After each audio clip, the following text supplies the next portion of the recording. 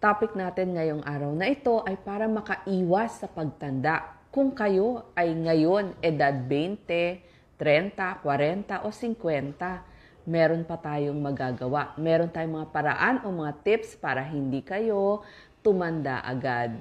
So ito po yung mga gagawin ninyo. Number 1, ito po yung mga tips natin ay mula sa American Academy of Dermatology. So number 1, marahang paghilamos gamit ang mild na sabon. So kung bibili kayo ng sabon para sa mukha at sa katawan, isahin nyo na lang po, pili kayo ng mild. Tapos gamit lang po ang inyong mga daliri. Kasi po, yung inyong mga daliri ay mas malambot. Huwag na ho kayong gumamit ng mga bimpo, tuwalya kasi masyado huyang magaspang para sa inyong kutis. So, dapat mga marahan lamang paghilamos. Number 2, sunglass. Kasi po, yung sunglass, para maiwasan yung pagkunot ng noo, tsaka dun sa pagitan ng inyong kilay. So, ayaw mo magkaroon ng linya dyan. So, magsusuot tayo ng sunglass na may sun protection factor din para hindi magkaroon ng mga linya sa ating noo. Number 3, ito ang pinaka-importante sa lahat na inyong babantayan, proteksyon mula sa araw. So, kailangan lagi tayong nagsa-sunscreen o nagsa-sunblock. Minimum SPF, Sun Protection Factor, 30 pataas. Meron na nga ho hanggang 50 ngayon. Pili na lang kayo ng... Actually, hindi naman talaga sila malagkit eh. Maganda din yan para sa mga pekas. Tapos, tulungan nyo na rin ang pagsuot ng mga sombrero, long sleeves, payong na dark, para iwas sa araw. Araw talaga ang nagkukos ng ating mga wrinkles. Alam niyo po ba yung mga damit ngayon, meron na rin tinatawag na UPF, Ultraviolet Protection Factor. Tapos, kung naglagay kayo ng sunblock at sobrang init, pwede ho kayong maglagay kada 2 oras. Uulit-ulitin ninyo. Number 4, ito, isa din, di ba? Number 3, sabi ko, sunblock. Number 4, importante, moisturizer. Kailangan niyo po ng moisturizer, ng lotion, ng bath oil, lalo na pagkatapos maghilamos at pagkatapos maligo. Habang malambot pa yung inyong kutis para ma-absorb niya yung inyong nilagay na moisturizer. Huwag hong kalilimutan, ilagay ito sa inyong muka at kasama ang inyong leeg, kasama rin ho ang inyong mga kamay. Hindi ba yan yung madalas mangulubot? Ayaw nating mangulubot ang mga yan. Tapos, gayon din ang buong katawan. Yung iba nga, bagong panganak pa lang, nakita ko yung pedya, nagpaligo siya, yung auntie ko na pedya. Tapos yung baby, buong katawan, nilagyan niya ng Johnson's Baby Lotion na pink. So, ibig sabihin, ganun ka-importante yun. So, yung mga anak ninyo, mapababae, mapalalaki, sanayin nyo na mag-lotion. Kasi nakita ko maraming bata ayaw mag-lotion. Alam nyo po, mas maganda, mas bata, sanay na silang mag-lotion para hindi sila malalagkitan pag may lotion. Tapos, number 6, ito ha, or number 5 tayo. Iwas sa mga matatapang na produkto. So, pag naramdaman nyo parang mainit o kaya mahapdi, itigil nyo na agad yung produktong ginamit ninyo. Ibig sabihin, allergic kayo. At mga tips pa kung paano pipili ng inyong mga skincare products. Bukod nga po, yung pinaka-importante, sunscreen at saka yung ating yung sunscreen tsaka yung ating moisturizer. So, yan yung mga importante, no?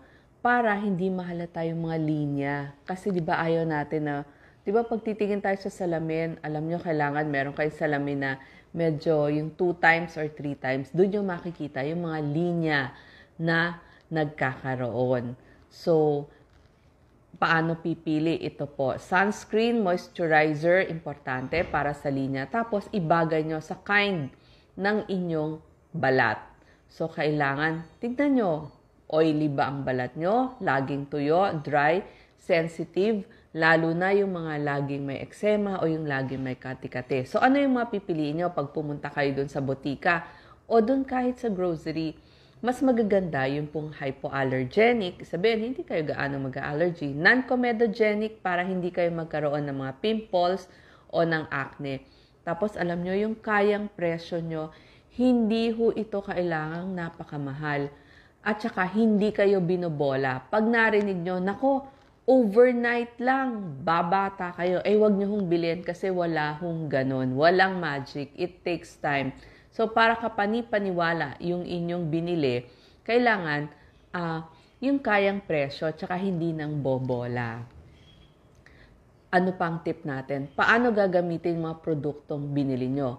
Siyempre, meron kayong moisturizer, meron kayong eye cream. So, one product at a time lang. Isa muna after ilang days. So, pag walang reaction, saka kayo magdagdag ng isa pa. Kasi minsan, 2 or 3 yung ginagamit natin. So, ganon.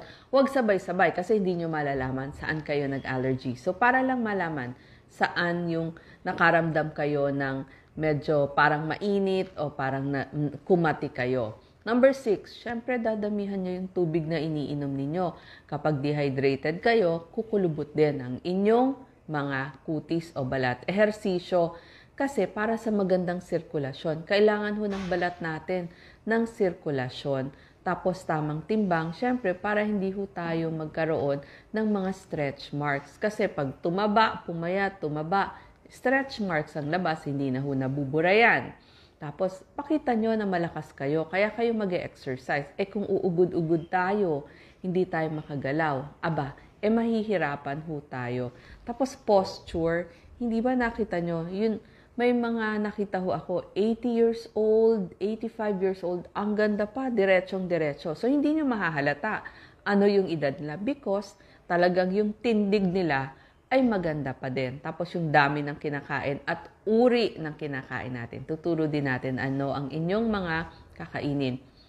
Number 7, yung inyong stress. Kailangan ayusin ang dahilan ng inyong problema kung pwedeng magkaroon ng solusyon. Tulog na madami. Kasi kapag kulang tayo sa tulog, talagang mangingitim ang ilalim ng inyong mata at makikita yan. Tamang pagkain. Gusto natin yung mga pagkain mayaman sa mga antioxidant. So, ituturo natin yan mamaya. Ano yung mga pagkain makakatulong sa inyong mga balat. Tapos, number 9, hindi kailangang mahal. Titignan nyo, may mga brands dun sa tindahan, sa botika, sa supermarket, meron ho mga nakasashay, kasi depende ho yan sa ating budget. So kahit ho nakasashay yan, basta lagi nyong ginagamit, okay po yan. Any brands na local, pwede. Olay, Myra, Ponds, lahat ho yan pwede. CeraVe, kung nasa abroad kayo, hindi ho kailangan yung mga sobrang mamahal.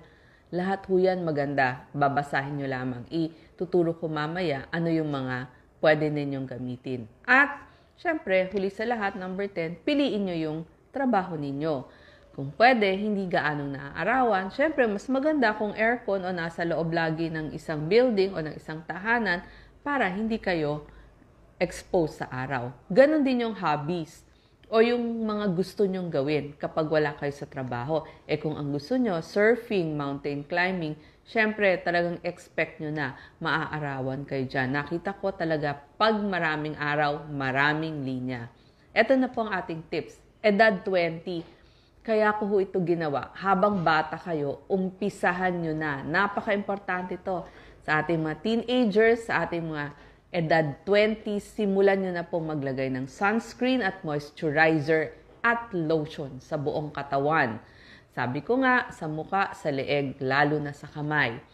Pagkain mayaman sa mga antioxidants, vitamin C galing sa mga dalandan o citrus fruits, vitamin E sa nuts, sa seeds, omega-3 fatty acid galing ho yan sa mga isda, at yung B3 niacin, nuts and seeds pa rin yan. So, kailangan ho natin ng mga gulay at prutas para sa magandang kutis.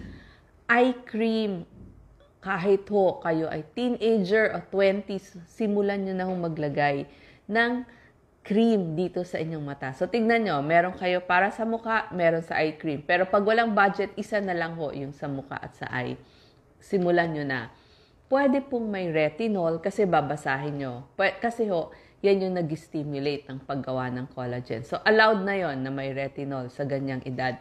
Kapag edad 30 na ho kayo, kain na ng mga pagkain marami sa collagen, katulad ng paa ng manok, sabaw ng mga buto-buto, tinuro ko ho yan. Kasi kailangan mo nang magdagdag ng collagen. Tapos yung mga bibili nyo, pag nakita nyo yung may AHA, pwede nyo na rin hong gamitin, yung alpha hydroxy acid. Kailangan na ho yan ng mga edad 30. Pag edad 40, pwede na po, tuloy lang po, di ba? 20s, nag-start na kayo ng retinol. 30s, pwede yung retinol, may yung AHA, alpha hydroxy acid. Edad 40, okay pa rin po yung retinol, pero pwede na rin may dagdag na glycolic acid, tsaka mga peptides. Tapos dito ho, pag 40s, importante na ho talaga may eye cream na kayo kasi magsisimula na po yung mga linya dito sa inyong or wrinkles dito sa inyong mata. Edad 50, yes, okay na okay pa ho yan. Kailangan nyo na ho kasi menopausal na kayo. So, mas malalapot na mga lotion, mga oils ang bibili nyo. Kasi very dry na yung skin natin pag ganyang edad. Pwede na ho ang mga malalapot, yung hyaluronic acid, ceramide moisturizers, pero wala ng retinol pag 50s kasi very drying ang retinol. So, pwede nang tanggalin yung mga produkto na may retinol.